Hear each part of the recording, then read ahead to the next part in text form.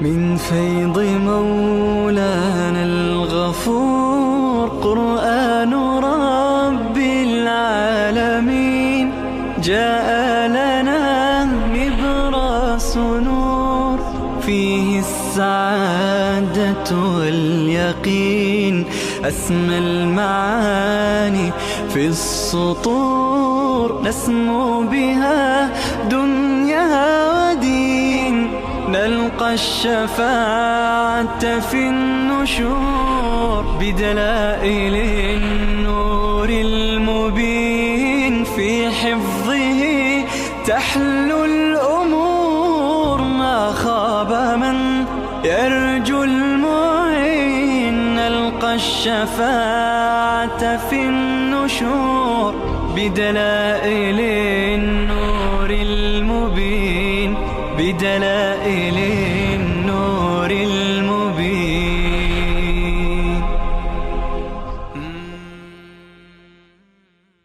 بسم الله الرحمن الرحيم. الحمد لله رب العالمين والعاقبة للمتقين والصلاة والسلام على سيدنا سيد الأنبياء وخاتم النبيين وعلى آله وأصحابه أجمعين. سبحانك لا علم لنا إلا ما علمتنا إنك أنت العليم الحكيم ولا فهم لنا إلا ما فهمتنا إنك أنت الجواد الكريم لا حول ولا قوة إلا بالله العلي العظيم. رب اشرح لي صدري ويسر لي أمري واحلل عقدة من لساني یفقه قولی. در کلا سوره های گذشته توحید را با دلایل عقلی و نقلی اثبات کردند، هم در سوره حجر و هم قبل از آن در سوره ابراهیم، رعد، یوسف، هود. اینا همه یا دلایل عقلی داشتن یا نقلی، موضوع همه یکی بود. و در سوره حجر فرمود که اگر قبول نکردید پشیمان میشید. ربما یود الذین کفروا لو کانوا مسلمین. چه بسا افرادی هستند تمنا میکنند کاش مسلمان بودند، کاش تسلیم میشدند در مقابل این دعوت حق. لذا مثل اونها پشیمان میشید. پشیمان نشید، پس بپذیرید، تسلیم شید. حال در سوره نحل می فرماید که شما که عذاب را مطالبه می کنید به جای ایمان، شما مؤاخذه می خواهید به جای تسلیم، پس بگیرید عذاب آمد. اتا امر الله، اول سوره هست مدعا. اتا امر الله فلا تستعجلوا. امر الهی یعنی عذاب و عقاب الهی آمد، عجله نکنید. امر الله عقابه لمن اقام على الشرك و تکذیب رسوله. پس مدعای این سوره این است که عذاب سر رسید، زمان عذاب فرا رسید. علاوه از این مدعا الله عزوجل در این سوره هم دلائل عقلیه بیان می فرماید. اکثرا دلائل عقلیه و دلائل عقلیه که شما نمونه ها را در جای جای قرآن مجید در سوره های متعدد خواندید. لذا الله می فرماید اتا امر الله، امر الهی یعنی عذاب آمد، جزای کفر و شرک آمد. فلا تستعجلوا، شما عجله نکنید، دیر نیست اون عذاب. سبحانه و تعالی عما یشرکون، الله پاک است و برتر است از آنچه که مشرکان شریک میگیرند با الله. از اون معبودان الله برتر است و پاک است. ينزل الملائكة بالروح من امره على من يشاء من عباده. الله می فرماید همواره ملائکه نازل می کنند وحی را. روح منظور وحی است. ببین وحی را تعبیر کردن به روح، قبلا هم این تعبیر را شما در این کلام پاک خواندید، به دلیل اینکه همان گونه که روح مایه حیات جسد میشه و جسم میشه، هکذا وحی مایه حیات دینی میشه، مایه حیات معنوی میشه. لذا الله می فرماید ينزل الملائکة بالروح، الله ما همواره می فرستد ملائکه را با وحی من امره علی من یشاء، از امر خودش، از حکم خودش بر هر کسی که بخواد از بندگانش، یعنی از انبیا. اما همواره می فرستاده با چه مضمونی؟ با این موضوع ان انذروا انه لا اله الا انا، اینکه بترسانید ای پیامبران من، ای انبیای من، بترسانید مردم را از عذاب من و از اینکه لا اله الا انا، هیچ معبودی نیست بغیر از من الله، لایق عبادت نیست. فاتقون، پس از من بترسید، شرک نکنید. خلق السماوات، حال دلائل شروع میشن، تمام عقلی اند، خلق دلیل عقلی آفاقی. خلق السماوات والارض بالحق، الله آن ذاتی هست که انسان را آسمان ها را آفرید و زمین را بالحق، برای اظهار حق، یا اینکه بالحق بدرستی براستی آفرید. تعالی عما یشرکون، الله برتر است، بالاتر است از آنچه که با خدا شریک میگیرند. خلق الانسان من نطفه، این دلیل دیگه هست، این انفسی هست، این درونی هست، در درون انسان. الله انسان را آفرید از نطفه، از قطره بیجان. فاذا هو خصیم مبین، زجر و توبیخ. از چی آفریده شده؟ اما در آن هنگام شما میبینید که خصیم هست، جدل کننده و بحث کننده آشکاری هست. چقدر جدل میکند، چقدر چالاک است و بلبل زبان است. این از چی آفریده شده؟ به حقیقتش فکر کنید و به واقعیت پی ببرید. والانعام خلقها لكم فيها دفء، الله تعالی می فرماید چارپایان را هم پیدا کرده، برای شما منافع مختلفی هست در چارپایان، من جمله لكم فيها دفء، برای شما در آن دفء هست. دفء یعنی اسباب گرمی، وسایل گرمی. شما از طریق چارپایان، از پشمشان، از مویشان، شما برای خودتون لباس گرم درست میکنید، شما برای خودتان زیرانداز درست میکنید، چادری که خیمه شما باشد درست میکنید. همه اسباب گرمی از همین پشم و موی حیوانات درست میشه. و منافع دیگری هست، و من جمله اون منافع و منها تأکلون، از آن میخورید شما، از آن استفاده میکنید، یعنی از گوشتشان. ولکم فیها جمال، برای شما در آن چارپایان زیبایی هست. حین تریحون و حین تسرحون، وقتی که به وقت عصر و به وقت شامگاه برمیگردند، و حین تسرحون، به وقت صبحگاه میروند. برای چرا؟ در این دو وقت، وقتی که نگاه میکند صاحب رمه، صاحب گوسفند چقدر لذت میبرد. بله. و تحملوا اثقالکم، و همین چارپایان هستند که بار شما را حمل میکنند، میبرند.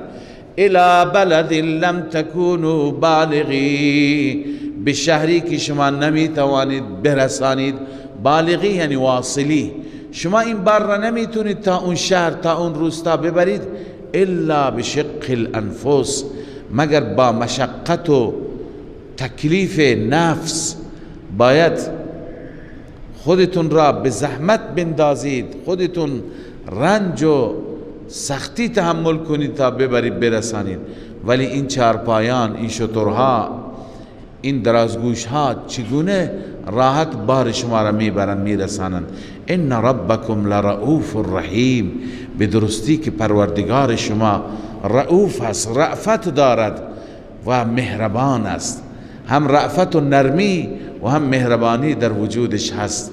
والخیل والبغال، علاوه از این نعمتها چارپایان دیگری مثل اسب، والبغال قاطر، والحمیر الاغ لترکبوها، تا همه اینها را سوار شید. و زینت، زینت هم برای شما هستند. زینت در اسب است، زیبایی در اسب است. اسب خودش و اون گلهش هم زیبا هست، انسان که بر اون منشیند چقدر زیبا هست. همه اینها را الله تعالی برای شما پیدا کرده. اینها وسایل و امکانات هستند. و یخلق ما لا تعلمون، الله می فرماید می آفریند اون چی که شما نمی دانید. این آیه واقعا آیه هست که معجزه قرآن را نشان میده. در اون زمان الله اشاره کرده مرکبها و سواریهای دیگری خدا پیدا می کند، حال شما اونها را نمی دانید. ولی ما انسان ها که بعد از 14-15 قرن آمدیم، ما الان می دانیم یعنی چه و یخلق ما لا تعلمون. ما می بینیم که یعنی چه، می بینیم که انواع سیارات و ماشین ها، انواع قطارها، کشتیها، هواپیماها، اینها که الله تعالی برای حمل و نقل پیدا کرده، اینها مصداق هستند. لذا الله می فرماید اینها تمام دلیلند، اینها دلیل عقلی هستند. و علی الله قصد السبیل و منها جائر. لذا خدایی که این همه قدرت دارد، بر اون خدا راه راست می رود. یعنی راه راست، راه اعتدال و میانه به خدا منتهی میشه، به خدا میرسد. و منها جائر، بعضی از این راه ها کج هستند که این راه های کج به خدا نمیرسند. راه راست و راه اعتدالی به خدا میرسد. علامه آلوسی نوشته والمعنى ان قصد السبل و مستقیمه موصل الیه تعالی. معنای آیه این هست که راه میانه اعتدالی و همچنین راه مستقیم میرسد به خدای تعالی. و مار علیه سبحانه، و بر او میگذرد، بر الله سبحانه و تعالی. ولو شاء لهداکم اجمعین، اگر خدا میخواست همگی شما را هدایت میکرد. چه هدایتی؟ هدایت جبر، هدایت مجبوری. ولی الله عزوجل این کار را نکرد. ولکن لیبلوکم، برای اینکه شما را بیازماید، شما را همه را مجبورا بر هدایت قرار نداد، شما را الله عزوجل اختیار داد که کدام راه را میپسندید. خب از خلق السماوات والارض که انواع دلیل ذکر شدن، همه دلیل عقلی اول بود. و بعد از بیان قدرت الله عزوجل شما خواندید که الله تعالی می فرماید که راه میانه، راه اعتدالی و راه راست به خدا منتهی میشه. هو الذی انزل من السماء، دلیل عقلی دوم هست. بعضی دیگر از نعمتهای آفاقی را و انفسی را الله عزوجل در این دلیل دوم ذکر می کند. الله می فرماید هو الذی انزل من السماء ماء لکم، الله آن ذاتی است که فرو فرستاد، نازل کرد از آسمان آب برای شما.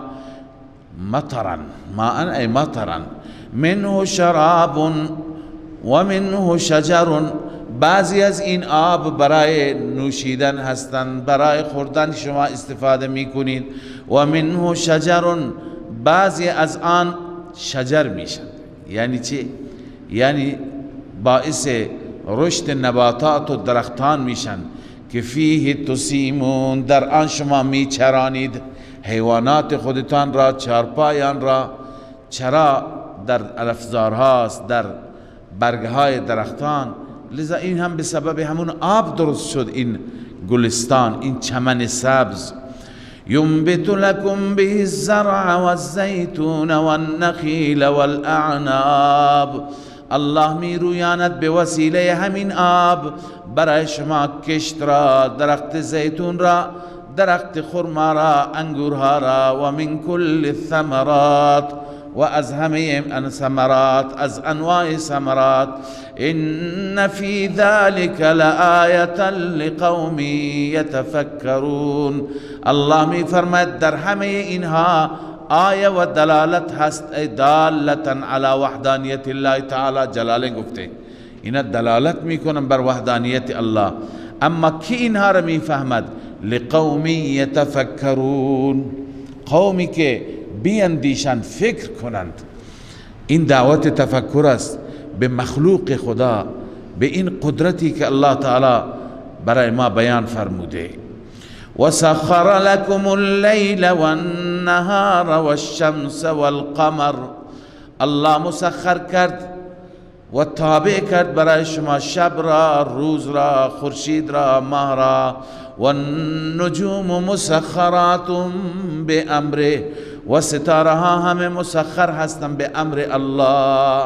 همه ستاره ها مسخرند، هر طوری که الله میخواهد میگرداند آنان را.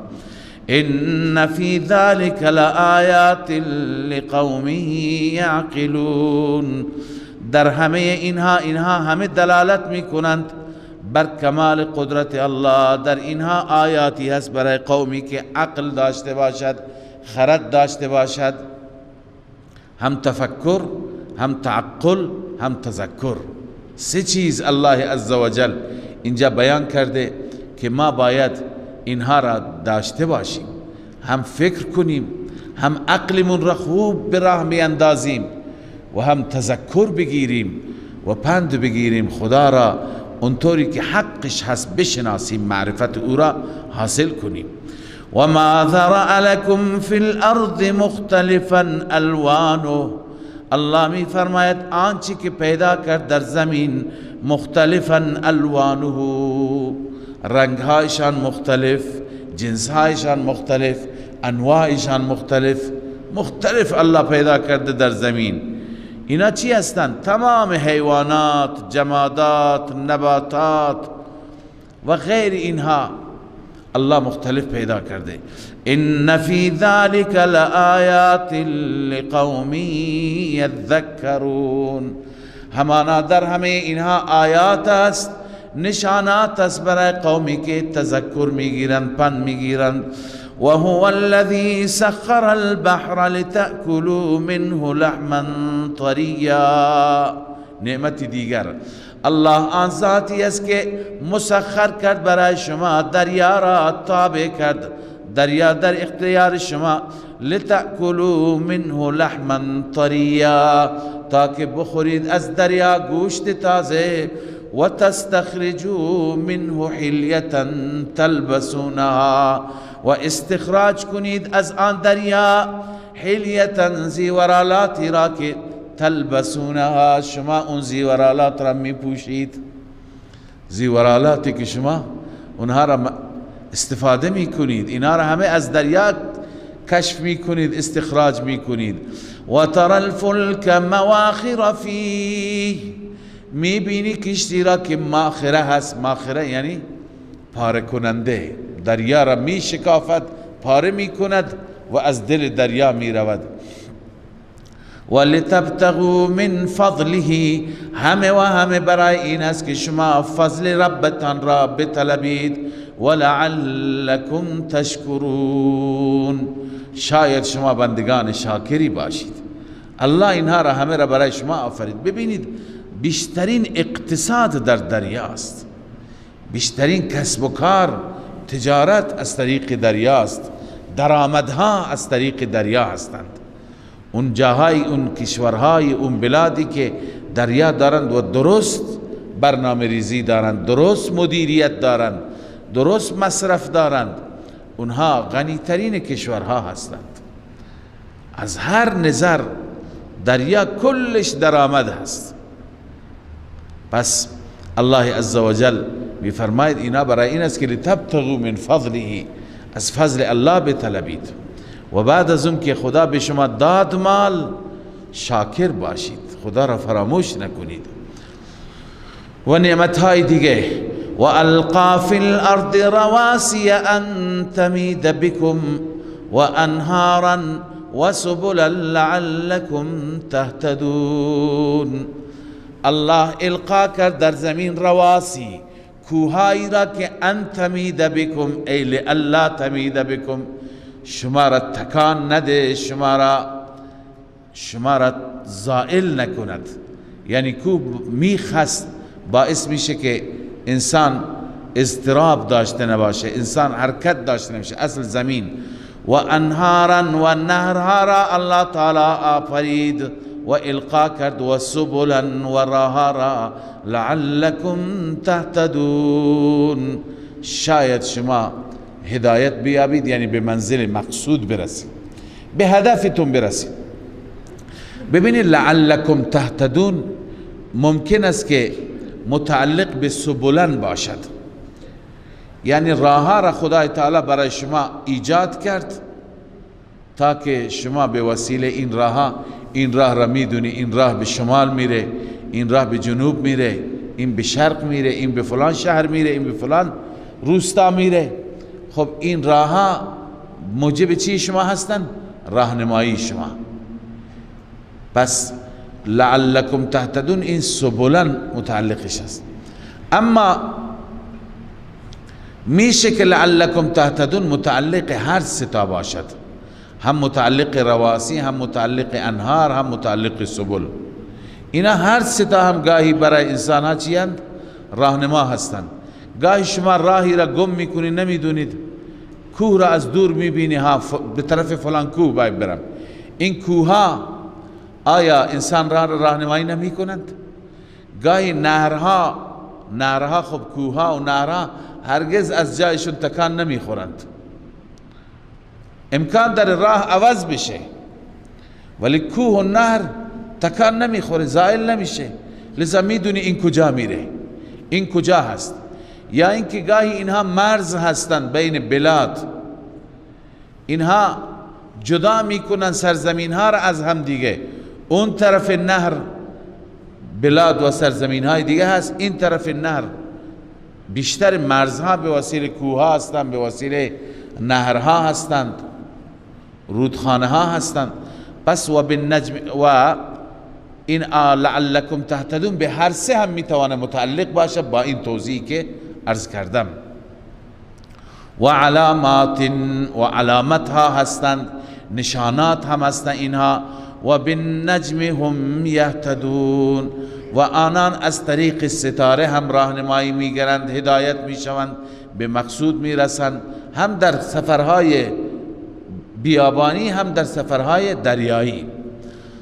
و ان تعدوا نعمت الله لا تحصوها افمن یخلق کمن لا یخلق.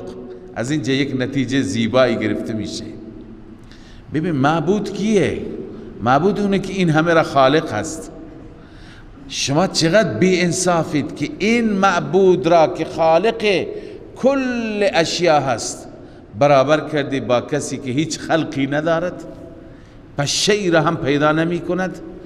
افمن یخلق کمن لا یخلق، آیا آن ذاتی که می آفریند خلق می کند مثل اون کسی میتونه باشه که لا یخلق، چیزی خلق نمی کند؟ افلا تذکرون، آیا شما پند نمیگیرید؟ شما نصیحت نمیگیرید؟ شما متوجه نمیشوید فرق معبود به حق و معبود به باطل را تشخیص نمیدهید؟ و ان تعدوا نعمت الله لا تحصوها، الله می فرماید اگر شما بشماری نعمت های الله را، لا تحصوها، نمی توانید آنها را احاطه بکنید، آنها را بشمارید. ان الله لغفور رحیم، بدون شک الله بخشاینده و مهربان است. اون ذات بخشاینده و مهربان این همه نعمت ها را برای شما آفرید. والله یعلم ما تسرون و ما تعلنون، این درباره علم است. آنچه که خواندید تا به حال درباره چی بود؟ قدرت، تصرف، مدیریت مطلق، همه و همه را خالق، مالک، گرداننده، مدبر، مدیر الله است. دوم اینکه همه علوم هم پیش الله است، از ظاهر هم میداند، از مخفی هم میداند، عیان و نهان همه را میداند. پس معبود باید این دو صفت را داشته باشد. کسی را بخوانید، کسی را استمداد کنید که هم علم غیب داشته باشد، همه مخفی ها را بداند، از همه اسرار دلها رازها با خبر باشد، صداهای ضعیف را که در دورترین نقطه جهان است هم بشنود. این خصوصیت مال الله است، بغیر از الله در کسی نیست. و دیگه اینکه چنان توانی داشته باشد که هر چی خواستید و او خواست بتونه برای شما برآورده کند، فراهم کند. این قدرت هم در الله است. این دو چیز در واقع ویژگی اصلی یک معبود هست که اینها را فقط معبود به حق دارد. به این خاطر در هر جای قرآن میبینیم از غیر خدا چی نفی شده؟ قدرت و توان نفی شده، تدبیر و تصرف نفی شده، و دوم علم نفی شده که اونها هیچ چی نمیدونند. همین جا هم ببینید از اونها نفی شده، هم خلق نفی شده، خالقیت، اونها خالق نیستن، هیچ چی نمیتونند، و هم علم نفی شده. لذا الله می فرماید والله یعلم ما تسرون و ما تعلنون. الله می داند آنچه که شما مخفی می کنید و آنچه که علنی می کنید. والذین یدعون من دون الله، آنانی که می خوانند آنان را بغیر از الله، لا یخلقون شیئا وهم یخلقون، آن معبودان باطل هیچ چیزی را خلق نمی کنند و هم یخلقون، خودشان خلق شده هستند. در اینجا چی نفی شد از معبودان باطل؟ تصرف، قدرت، توان. دوم اموات غیر احیاء، اینجا علم نفی میشه. اموات، آنها مرده هستند، غیر احیاء، زنده نیستند. مرده که باشه هیچ چی نمیدانه، حتی از خود هم نمیدانه. چه بدانه که کسی آمده سر قبر من از من کمک میخواد؟ نه خیر، هیچ چی نمیدانه.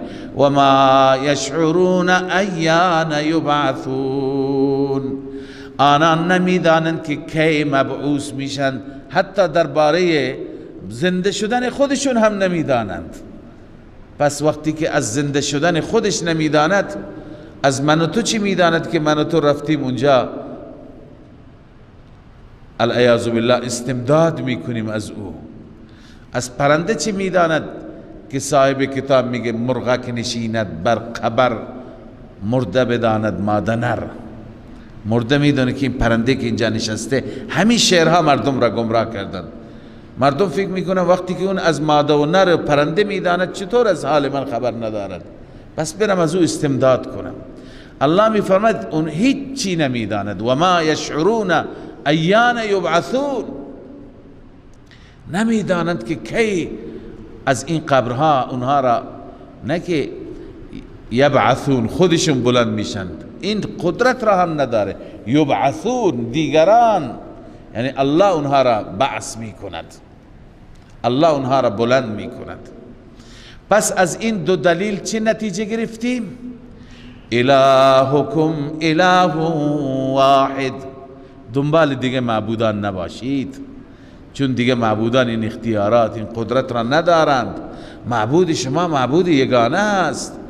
الهکم اله واحد، معبود شما معبود یگانه است. فالذین لا یؤمنون بالآخرة، اکثر مشرکان ایمان به آخرت هم نداشتند. لذا الله می فرماید کسانی که ایمان به آخرت ندارند، قلوبهم منکره، دلهای آنها منکر توحید است، انکار کننده است. و هم مستکبرون، آنها تکبر کننده هستند از ایمان آوردن به توحید. لا جرم، لا جرم یعنی لا محاله، قطعا حتما. لا جرم ان الله یعلم ما یسرون و ما یعلنون. این مستکبرین فکر میکنن خدا نمیداند؟ بدون شک قطعی هست که الله میداند ما یسرون و ما یعلنون، آنچه که آنها مخفی میکنند، آنچه که علنی میکنند. این تکبرشان را که اونها ایمان نمی آورند الله این را هم میداند. انه لا يحب المستكبرین، همانا آن ذات دوست ندارد مستکبرین را، کسانی که تکبر میکنند از توحید. و اذا قیل لهم ماذا انزل ربكم، زجر هست بر یاوه‌گویی های اونها که قبول نداشتند توحید را، قیامت را، قرآن را چی می گفتند؟ اساطیر الاولین، افسانه های گذشته ها. الله می فرماید این گفت، این باعث میشه که روز قیامت بار گناه خودش را که شرک و کفرش است این هم به دوش بگیرد و اونهایی را که گمراه کرده با این حرف ها. اینا با همین حرف ها امثال نضر ابن حارث، امثال ولید ابن مغیره که گفتند جادو هست، اساطیر الاولین هست، افسانه های گذشتگان است، با همین حرف ها جوانان را گمراه کردند. اونا فکر میکردند اینا همه چیز میدانند. با همین حرفا که نسبت به قرآن بی اعتماد کردند مردم را از کانال ها و شبکه های ماهواره‌ای، لذا سبب گمراهی مردم، سبب سستی عقیده مردم شدند. لذا الله تعالی برای اونها زجر و توبیخ بیان می فرماید، برای اونها تخویف اخروی بیان می فرماید. این زجر هست همراه با تخویف اخروی. الله می فرماید و اذا قیل لهم ماذا انزل ربكم، هرگاه به آنان گفته میشه که ربتان چه نازل کرده، نظر شما درباره قرآن چیه؟ قالوا اساطیر الاولین، آنها میگویند افسانه های گذشتگان است. لیحملوا اوزارهم، به این خاطر نمیگویند که حمل کنن بار گناه دیگران را. این لام چی هست؟ عاقبت. عاقبت این میشه، نتیجه این میشه که یحملوا اوزارهم، حمل میکنند اوزارهم کاملتا القیامه، بار گناه خودشان را به صورت کمال در روز قیامت. روز قیامت بار گناهشان بسیار سنگین است، بسیار زیاد است، چون ضال بودند، گمراه بودند، و همچنین بارهای دیگران را که گمراه کردند هم بدوش میگیرند. و من اوزار الذین یضلونهم بغیر علم، علت دوم این که اینها مضل بودند، اول ضال بودند خودشان گمراه، دوم مضل دیگران را هم گمراه کردند. لذا به همین دلیل و من اوزار الذین یضلونهم، از بار گناه کسانی که آنها را گمراه کردند هم بر می‌دارم بغیر علم. بغیر علم یعنی بلا تحقیق، اونا را گمراه کردن از روی تحقیق نبود، همینطور بدون تحقیق، لذا بارشون را بر می‌دارد. الا ساء ما یزرون، الله می فرماید بسیار بار بدی بر می‌دارند، بار بسیار نازیبا اینها بر می‌دارند، بار گناه، بار شرک. قد مکر الذین من قبلهم، الله تعالی نمونه از گذشتگان و تخویف دنیوی بیان می‌فرماید. این مکارها اولین مکار نیستند، قبل از اینها دیگران هم مکر کردند، دیگران هم توطئه کردند. الله تعالی چگونه بر اونها عذاب آورد که اونها را زیر خانه های خودشان در زیر آوارها الله کشت و نابود کرد. لذا یعنی برای اونها عذاب آمد. قد مکر الذین من قبلهم، همانا توطئه کردند، مکر کردند کسانی که قبل از اینها بودند، مشرکان زمانهای گذشته. فأتی الله بنیانهم، خداوند به بناها و خانه‌های خودشون آمد، یعنی عذاب را اونجا آورد. من القواعد، از اساس اون ستونهایی که سقف بر اون ستونها چی هست؟ قائم هست. الله اون ستونها را، اون اساس را، قواعد را خراب کرد. فخر علیهم السقف من فوقهم، سقف از بالا بر اونها افتاد، اونها زیر آوار له شدند.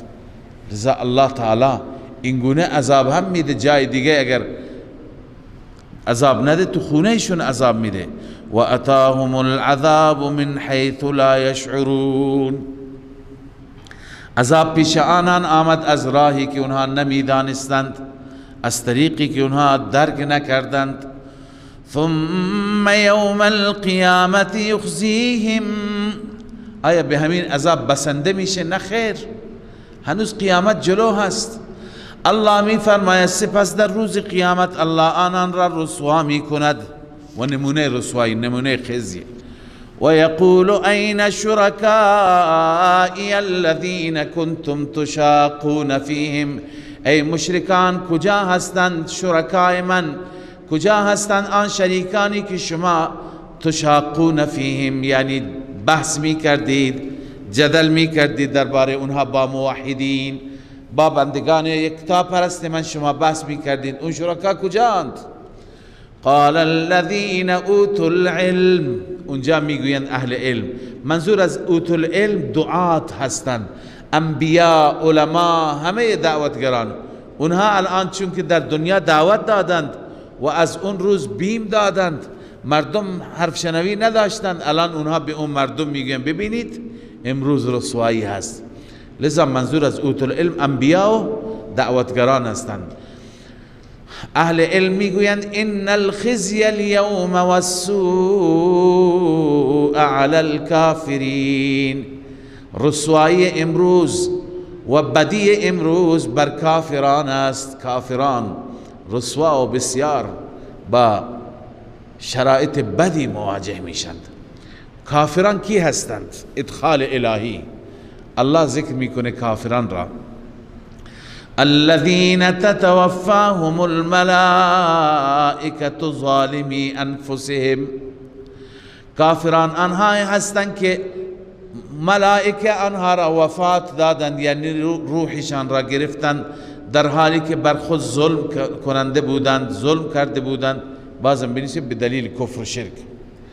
فالقوا السلم ما كنا نعمل من سوء، الله می فرماید که اونجا تسلیم را القا میکنه، میگه ما تسلیم، ما كنا نعمل من سوء، ما هیچ بدی نکردیم. سوء یعنی کفر و معصیت، هیچ کفر و معصیتی ما نکردیم. ببینید این در جواب متعلق به عین شرکایی هست. شما اول خواندید، اول همین صفحه است. الله میفرماید عین شرکایی، اون معبودان کجایند که شما برای من گرفتید، انتخاب کردید؟ آنان اونجا چی میکنند؟ اعلام میکنند تسلیم، ما تسلیمیم، ما كنا نعمل من سوء، ما هیچ سوئی، کفری، شرکی انجام ندادیم. الله رد میکنه، رد الهی، بلا، چرا نه، انجام دادید. ان الله علیم بما کنتم تعملون، همانا الله میداند آن اعمال کفریه و شرکیه که شما عمل کردید، پس گنجایش انکار نیست، جای انکار نیست. فادخلوا ابواب جهنم خالدین فیها، لذا الان داخل بشوید در ابواب جهنم، در درودی های جهنم. خالدین فیها، همیشه در جهنم میمانید. فلبئس مثوى المتکبرین، الله می فرماید بسیار بد است جایگاه متکبرین. متکبرین کی هستند؟ بنویسیم من التوحید والایمان، آنایی که از توحید و یکتا پرستی و ایمان به خدا تکبر کردند، بسیار جایگاهشان بد است.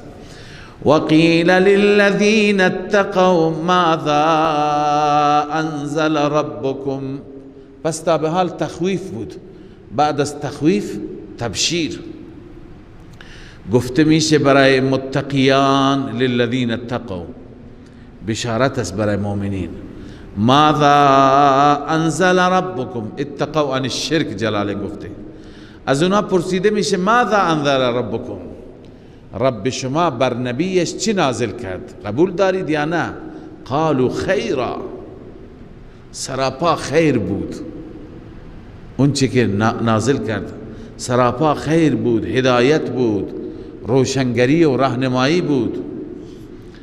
الله می فرماید للذین احسنوا فی هذه الدنیا حسنه، برای آنهایی که احسن و احسان داشته باشند.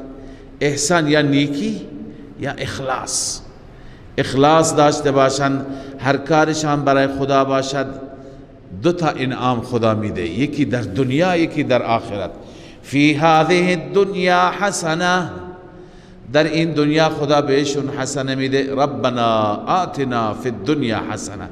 این حسنه چی هست؟ توفیق، هدایت، اعمال صالحه، وعده ثواب و اثرات و ثمرات ایمان، اینا همه حسنه هستند. ولدار الاخرة خیر، دار آخرت برای اینها بهتر است. ولنعم دار المتقین، بسیار زیبا هست دار متقیان، چون اونجا اهل تقوا میرند. دار متقیان بسیار زیباست، بسیار خوب است. جنات عدن یدخلونها، این بیان دار المتقین است. این داری که الله می فرماید اون جناتی هست که جنات اقامه هست، اونجا انسان سکونت انتخاب میکنه، اختیار میکند. جنات عدن یدخلونها، جنات اقامه و سکونت هست که یدخلونها داخل میشوند. تجری من تحتها الانهار، جاری است از زیر درختان و ساختمان های آن نهرها. لهم فیها ما یشاءون، در بهشت چی میرسد؟ لهم فیها ما یشاءون، برای اینها است در آن بهشت هر چی که بخواهند. کذالک یجزی الله المتقین، این گونه الله پاداش نیک میدهد به متقیان. متقین عن شرک، بازم جلالین میگه اونی که از شرک پرهیز میکند. خب این متقیان کیند؟ اوصافشان الذين تتوفاهم الملائكة طیبین، این ادخال الهی هست. متقیان آنهایی هستند که آنها را ملائکه وفات میدند، روحشان را وقتی که قبض میکنند طیبین، پاک هستند، پاک و زیبا هستند از شرک و کفر. یعنی با ایمان از این دنیا میروند، با آلودگی نمیروند، با شرک و فساد نمیروند. ببینید تتوفاهم الملائکه، معلوم میشه که ملک الموت یکی زیاد هستند. چون که این را بار بار تذکر میدم، بسیاری از خرافاتی ها بریلویه میگویند که شما میگید پیغمبر حاضر و ناظر نیست، در حالی که اسرائیل که از پیغمبر جایگاهش پایین تر است هر جا حاضر است. ببینید ما با چشم میبینیم در لحظه واحد هزاران انسان را میراند، موت میده. چطور هر جا میتونه موت بده؟ پس هر جا حاضر و ناظر است. اینطور استدلال میگیرن که فرشته حاضر و ناظر است، پس نبی حاضر و ناظر است. وقتی نبی حاضر و ناظر است، اعمال ما را میبیند و اعمال ما را مشاهده میکند، اینجا حضور دارد.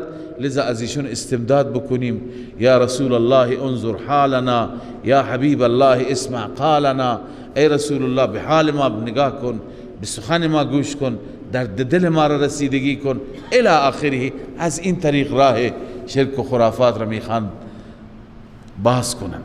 ملائکه هر جا حاضر نیستند، یک ملک نیست که روح را قبض می کنند. هزاران نفر در پاکستان، در افغانستان، در هندوستان، در اون طرفتر کشته می شوند. هر یک فرشته ای دارد.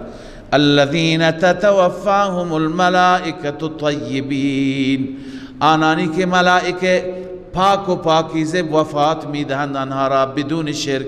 یقولون السلام علیکم، این فرشته ها به آنها میگویند سلام بر شما، یعنی از هر خطر، از هر آفت در امان، در امن و امان. ادخلوا الجنه بما کنتم تعملون، وارد بهشت بشید به سبب آنچه که عمل می کردید. سبب ظاهری بنویس. به سبب آنچه که عمل می کردی وارد بهشت باش. خب پس احوال هم ظالمین را خواندیم، الکافرین را، هم احوال متقین را. حال تخویف دنیوی برای کافرین، اینها باور ندارند، اینها منتظرند که ملائکه بیاند. هل ينظرون الا ان تأتیهم الملائکه، آیا اینها انتظار میکشند؟ یعنی بله انتظار میکشند، منتظر نیستند مگر اینکه بیاید پیش آنها ملائکه، یعنی منتظر ملائکه بیاد روح را قبض بکند. ملائکه موت لقبض ارواحهم باسوء حال، پس اینا منتظرن با بدترین حال ملائک بیان روحشان را بگیرند. او یأتی امر ربک، یا امر پروردگارت بیاد، یعنی عذاب بیاید. كذلك فعل الذين من قبلهم، الله می فرماید همین گونه کردند کسانی که قبل از اینها بودند. اونایی که قبل از اینها بودند همین کار را کردند. چه کار کردند؟ اصرار على المعصیه والکفر. چی؟ اصرار على المعصیه والکفر، بر معصیت و بر کفر اصرار کردند. اینها هم اصرار می کنند، آخر اونا گرفتار شدند، خودشون بر خود ظلم کردند. و ما ظلمهم الله، در این جزا، در این عذاب الله بر آنان ظلم نکرد، ولكن كانوا انفسهم یظلمون، اما آنها بودند که بر خودشان ستم کردند، ظلم کردند. فاصابهم سیئات ما عملوا، به آنان رسید جزای اعمال سیئی که انجام دادند. سیئات ما عملوا یعنی جزای سیئ اعمالشان. و حاق بهم ما كانوا به یستهزئون، به اونها فرود آمد، به اونها نزول کرد آنچه که مسخره می کردن. چی را مسخره می کردن؟ عذاب را. عذابی که مسخره می کردن بر سر اونها آمد و اونها را هلاک کرد. و قال الذين اشركوا لو شاء الله ما عبدنا من دونه من شيء. زجر و توبیخ، سرزنش و مذمت برای مشرکین، برای کفار. این یکی از بهانه های پوچ و بیجا هست که اونها میگویند گاهی بعضی مسلمانان هم با همین خودشون را خوش میکنند. الله تعالی این را رد میکنه. اون اینه که میگه همه چیز به مشیت خدا بستگی داره. خدا خواسته که ما شرک بکنیم، شما میگی شرک، ما هم میگیم خدا خواسته که شرک بکنیم. خدا خواسته که ما در همین مسیر باشیم. اگر خدا نمیخواست ما نبودیم. خیلی از افرادی که در عمل سستند، بینمازند، میگه خواست خدا همینه. به کسی میگه نماز بخوان، میگه باشه اگر خدا بخواد. یعنی چی اگر خدا بخواد؟ خدا خواسته، خدا گفته اقیم الصلاة، خدا میخواد. پس اینها به این صورت شیطان فریبشان میده. الله می فرماید وقال الذين اشركوا، مشرکان می گفتند لو شاء الله ما عبدنا من دونه من شيء، اگر خدا می خواست ما عبادت نمی کردیم بغیر از خدا هیچ چیزی را، یعنی بتها را. نحن ولا آباؤنا، ما و پدران ما نه عبادت می کردیم، ولا حرمنا من دونه من شيء، بغیر از او ما حرام قرار نمی دادیم هیچ چیزی را. یعنی هر چی که حرام قرار داده خدا همون حرام قرار می دادیم، از خود چیزی را حرام قرار نمی دادیم. بس خدا خواسته، ما هم به خواست خدا داریم عمل می کنیم. الله می فرماید كذلك فعل الذين من قبلهم، این گونه انجام دادن، این گونه کردن کسانی که قبل از اینها بود. اما کار رسول ما چی هست؟ بلاغ. شما پیام ما را برسانید، بعد از اون بگذاری برای من. فهل علی الرسول الا البلاغ المبین، نیست بر رسول مگر رساندن مبین، آشکارا، و پیام خدا را آشکار می رسانند.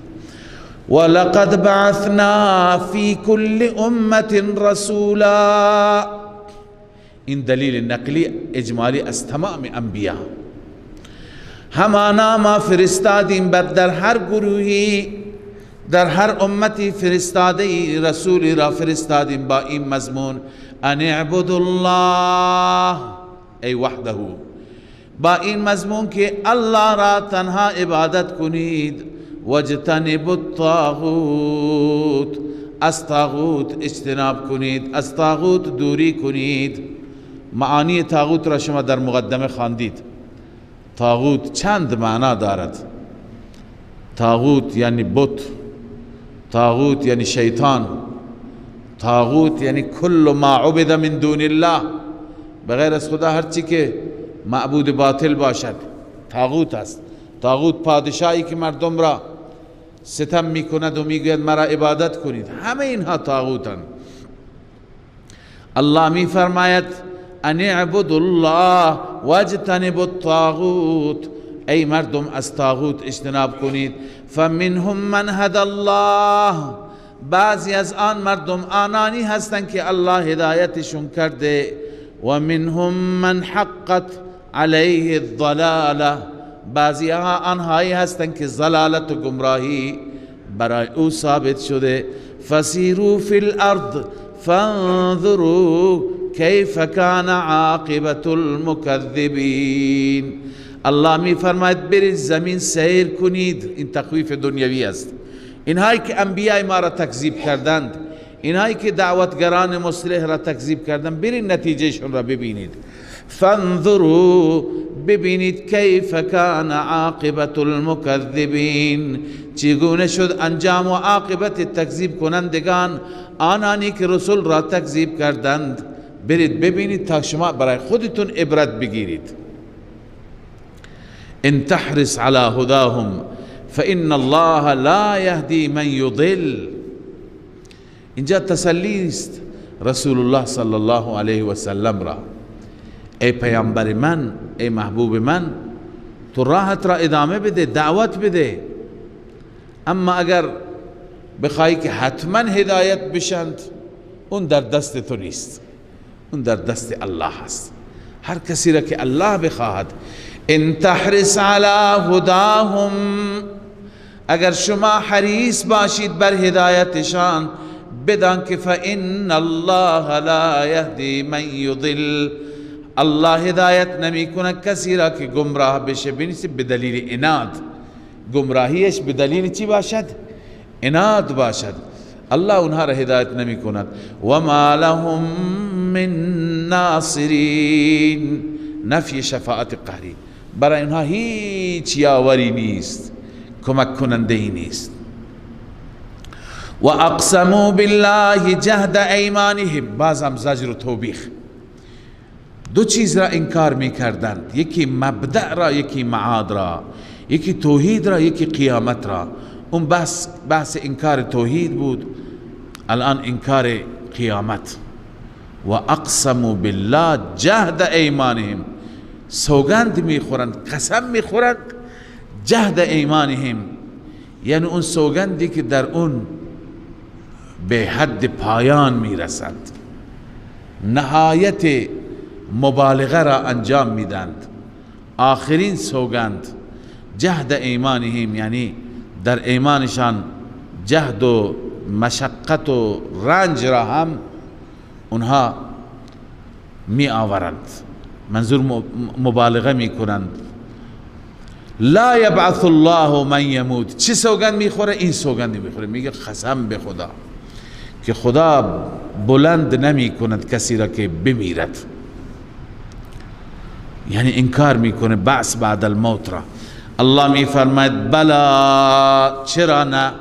وعدا علیه حقا، ای وعدنا وعدا، ما وعده کردیم وعده علیه حقا، بر او حق است، یعنی حقا. الله این حق را گذاشته که حتما مردگان را زنده کند. ولكن اکثر الناس لا یعلمون، اما اکثر مردم نمیدانند. با وجود دلائل، با وجود اقامه همه دلائل قیامت، اکثر مردم نمیدانند. لیبین لهم الذی یختلفون فیه، این علت حشر و نشر است. چرا در قیامت همه برپا می شوند، همه زنده می شوند؟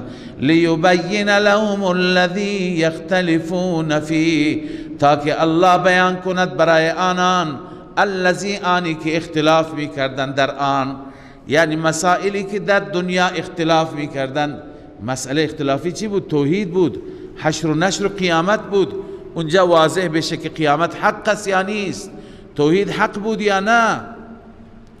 وَلِيَعْلَمَ الَّذِينَ كَفَرُوا أَنَّهُمْ كَانُوا كَاذِبِينَ، علت دوم، تاکه بدانند کافرین، کسانی که کفر کردن در دنیا، کسانی که تکذیب کردن رسول و انبیاء ما را، آنها بدانند که انهم کانوا کاذبین، آنها کاذب بودند، دروغ می گفتند. یعنی فیما یقولون، در آنچه که به انبیا گفتند، در آنچه که به صالحان گفتند دروغ بود. انما قولنا لشیء اذا اردناه ان نقول له کن فیکون. این رفع استبعاد قیامت است و پاسخ یک شبهی هست. خدا این همه خلائق را چطور زنده می کند؟ چقدر طول می کشد؟ حتما سالهای سال. الله می فرماید نه، قول ما و سخن ما برای چیزی که ما اراده بکنیم، یه چیزی را ما بخواهیم، اذا اردنا ان نقول، اذا اردناه، هرگاه ما اراده اون را بکنیم ما میگیم کن، دستور میدیم به وجود بیا، فیکون به وجود میاد. لذا زنده کردن مرده ها برای خدا کاری نیست. والذین هاجروا فی الله من بعد ما ظلموا. خب بعد از اینکه موضوع قیامت و موضوع توحید هر دو بحث شدند با دلائل، حال الله تعالی بشارت میده مؤمنین را. اما ضمن این بشارت حکم هجرت هم بیان میشه و تشویق به سوی هجرت است برای آنانی که در دار کفر، در جاها و در شهرهایی هستند که ایمانشون در خطر است، ایمان نسلشون در خطر است. الله می فرماید والذین هاجروا فی الله، آنانی که هجرت کردند در راه الله. فی الله، فی را بعضی سببیه گفتند، یعنی به سبب الله، به سبب توحید الله. به چه سبب هجرت کردند؟ که بتوانند دین خودشان را محفوظ نگه دارند، بتونند که بر توحید استقامت کنند. بله، من بعد ما ظلموا، بعد از اینکه مظلوم واقع شدند، بعد از اینکه مشرکان و سرداران مکه بر آنها ظلم کردند. اینا فضیلت صحابه است. همه مفسران نوشتن که منظور اصحاب و یاران رسول الله هستند. الله می فرماید لنبوئنهم فی الدنیا حسنه، به این افراد ما حتما جای می دهیم در دنیا، حسنتا، جای زیبا، جای آرام، جایی که اونجا آرامش و امنیت داشته باشند، یعنی مدینه طیبه. بهترین جا، زیباترین جا مدینه هست. مدینه انت طابه، انت طیبه، انت طیبه، تمام نامهای زیبا هم مال مدینه است. پس این در دنیا الله پاداشی بهشون داد. دوم ثمره اخروی این دنیاوی بود.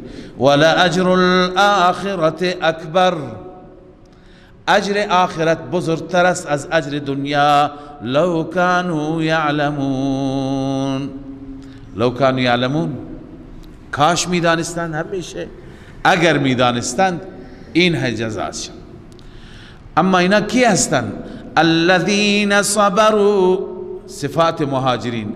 الذين صبروا، آنانی هستند که صبر کردند، استقامت کردند، دار خودشان را رها کردند چون دار کفر بود. و علی ربهم یتوکلون، و بر ربشان فقط آنها توکل میکنند، بر ربشان توکل میکنند. و ما ارسلنا من قبلك الا رجالا. این آیه جواب سؤال مقدری هست که اونها می گفتن چرا پیغمبر از جنس خود ما هست، چرا بشر است؟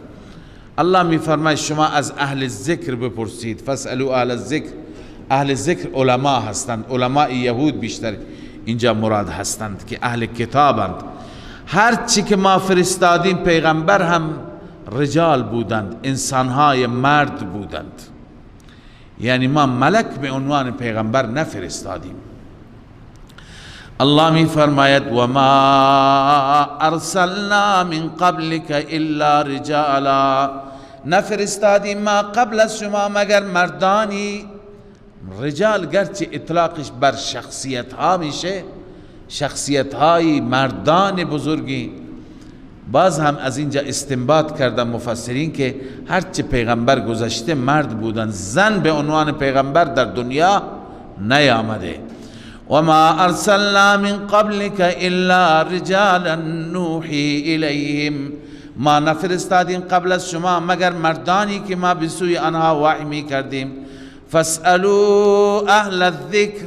به منکرین مکه میگه ای اهل مکه شما که انکار میکنید بپرسید شما از اهل ذکر ان کنتم لا تعلمون. اگر نمیدانید، اگر خود جاهلید، برید از عالم ها بپرسید.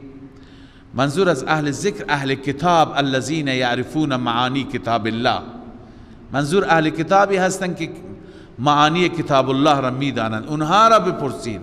فانهم یقولون ان الانبیاء كلهم بشر. اونا به شما خواهند گفت همه انبیاء بشر بودند. بله، پس برید از اونها بپرسید ای مشرکین مکه ان کنتم لا تعلمون، اگر شما نمیدانید. بالبینات و الزبر. این متعلق و ما ارسلنا هست، یعنی ما نفرستادیم مگر پیامبرانی، یعنی مردانی را با بینات و زبر فرستادیم، با دلائل و معجزات و همچنین کتاب ها. زبر کتاب های آسمانی. اما آخر تو را ای حبیب خدا، ای محبوب خدا، تو را فرستادیم. و انزلنا الیک الذکر. ما نازل کردیم بسوی تو ذکر را، ما نازل کردیم بسوی تو قرآن را. قرآن هست ذکر. ولقد یسرنا القرآن للذکر لتبین للناس ما نزل الیهم. دو تا فریضه هست، یکی فریضه رسول، یکی فریضه امت. فریضه رسول تبیین است، بیان، تفسیر، تشریح. قرآن را برای ما بیان کند، تفسیر کند، مطلب الله چیه. بعد فریضه ما تفکر است، ما فکر کنیم، ما به از فکر کردن به رب ما برسیم. الله می فرماید لتبین للناس ما نزل الیهم، تاکه بیان کنی برای مردم آنچه که به سویشان نازل شده. ولعلهم یتفکرون. فریضه امت، شاید آنها فکر کنند، بیندیشند. حال خداوند عزوجل تخویف بیان می فرماید، بیم می دهد. آیا از عذاب من ایمنند؟ افامن الذین مکروا السیئات. آیا ایمن هستند آنهایی که توطئه کردن برای سیئات؟ یعنی چه؟ یعنی خودشون هم گمراه بودند، هم دیگران را گمراه کردند، از راه خدا باز داشتند. آیا اینا ایمن هستند؟ از چی ایمنند؟ از چی بیغمند؟ ان یخسف الله بهم الارض.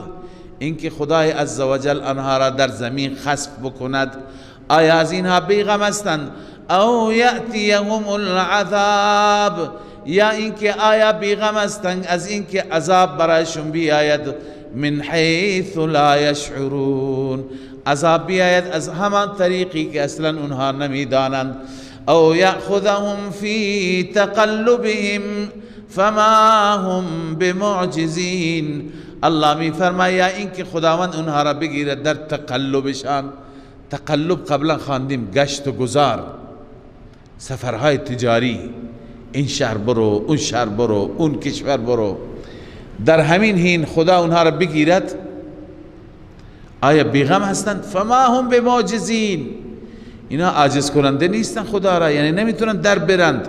ای بفایتین من العذاب، نمیتوانند از عذاب در برند و فوت کنند عذاب را. او یأخذهم علی تخوف، یا این که خداوند آنها را مؤاخذه بکنه علی تخوف، بر ترساندن، یا علی را گفتم بعد از تخوف به معنیش است. علی ای حال فإن ربکم لرؤوف رحیم، خداوند رأفت و مهربانی دارد، نرم و رؤوف هست و مهربان است. چرا؟ همین که در شب فوراً عذاب را نمیارد، در سفر تجاری نمیارد، فوراً شما را به عذاب گرفتار نمی کند، مهلت میده. این مهلت دادن دلیل رأفت و رحم خداست. حیث اخر عنهم العذاب مع قدرته، خداوند عذاب را با وجود قدرتش تأخیر داد. خب 3 دلیل خواندیم، این دلیل 4 عقلی هست. اولم یروا الی ما خلق الله من شیء، آیا نمیدانند به آنچه که خدا پیدا کرده، مخلوقات خدا را مطالعه نمی کنند؟ یتفیأ ظلاله عن الیمین و الشمائل، که جمع می شود سایه‌اش از راست و چپ، سایه‌اش از راست و چپ. ببین اول یه مبحث کوتاه نحوی عرض می کنم. الی ما خلق الله، ما لفظا مفرد است اما معنی چیه؟ جمع، شامل هر چی میشه. پس یمین و شمائل متعلق ما هستند، با اون ارتباط دارند. هر چی که خدا پیدا کرده یمین همان و چپ همان، اما میبینی یمین به صورت مفرد آورده شده، شمائل به صورت چی آورده شده؟ جمع. یمین که مفرد آورده شده نسبت به لفظ ما، شمائل که جمع آورده شده نسبت به معنای ما. معنای ما چی هست؟ جمع است. لفظ ما چیه؟ مفرد است. خب همه از راست و چپ میبینیم که سایه ها کم میشه، جمع میشه. سجد لله، سجده کنندگان هستن همه مخلوقات برای الله. و هم داخرون، داخر به معنی ذلیل، تابع، منقاد، خودشان را تابع و منقاد کردن، ذلیل کردن. ولله یسجد ما فی السماوات و ما فی الارض. هم ببخشید اینجا سجد لله، سجده کننده، به معنای تنها این سجده نیست، بلکه اگر میخواهیم که اشکال دیگری مواجه نشیم، سجدن لله را تابع و منقاد ترجمه کنیم. همه آنچه که در دنیا هست اینها تابع خدا هستند، منقاد الله هستند. ببین سجده یعنی اطاعت. حتما این سجده که ما داریم که بینی را به خاک بمالیم، این سجده مخصوص ماست، این سجده همه مخلوقات نیست. سجده مخلوقات فرق میکنه. سجده مخلوقات یعنی انقیاد، یعنی اطاعت، یعنی فرمانبری. پس این که در حدیث می آید که خورشید هر روزی که غروب می کند سجده می کند، بعضی اعتراض می کنند کجا سجده می کند؟ 24 ساعت خورشید در حال سیر است. یعنی انقیاد می کند، اطاعت می کند، حرف الله را، دستور الله را به جا می آورد. و دیگه بعضی از علما نوشتن سجده مخلوقات فرق می کند. سجده ما انسان ها به جبین افتادن است، به چهره افتادن و به زانو افتادن است، اما سجده بسیاری از مخلوقات قیام است. شب و روز قیام، آماده باش، مثل درختان. سجده بسیاری قعده هست، مثل نشستن ما هست، مثل کوها، سجدهشون چی هست؟ قعده هست. سجده بسیاری عرض کنم خدمت شما رکوع هست، مثل چارپایان. سجده بسیاری طواف هست، گشتن هست، مثل چی؟ مثل خورشید ماه، اینا هی میگردن انجام وظیفه میکنن، همین که خواندید این سجده شون همینه. و سجده بسیاری به زمین افتادن است، مثل خزندگان چهرهشون و بدنشون کلا به زمین افتاده. ما را که الله عزوجل عبادت داده، عبادت ما به قول حضرت قاری محمد طیب رحمت الله علیه یک جامعیتی دارد از همه عبادت ها. یعنی عبادت درخت را داریم ما قیام میکنیم، عبادت کوه را داریم ما قعده میکنیم، عبادت چارپایان را داریم رکوع میکنیم، عبادت خورشید و ماه را داریم طواف میکنیم، عبادت خزندگان را داریم ما سجده میکنیم، همه اینها را ما داریم. پس الله می فرماید سجده میکنن برای الله تمام آنچه که در آسمان ها هستند و در زمین هستند، من دابت از موجودات زنده، والملائکت و ملائکه و هم لا یستکبرون، و این ملائکه تکبر نمی کنن از طاعت الله عن طاعت الله. جلال گفته یخافون ربهم من فوقهم، می ترسند از ربشان، من فوقهم از بالای سر، می ترسند از ربشان که الله تعالی بالا سر است. و یفعلون ما یؤمرون، و این فرشتگان انجام میدن هر آن چیزی که امر بشن، دستور داده بشن، دستور را اجرا میکنن. صدق الله مولانا العظیم. من فيض مولانا الغفور قرآن رب العالمين، جاء لنا نبراس نور فيه السعادة واليقين، أسمى المعاني في السطور، نسمو بها دنيا ودين، نلقى الشفاعة في النشور بدلائل النور المبين، في حفظه تحلو الأمور، ما خاب من يرجو المعين، نلقى الشفاعة في النشور بدلائل النور المبين، بدلائل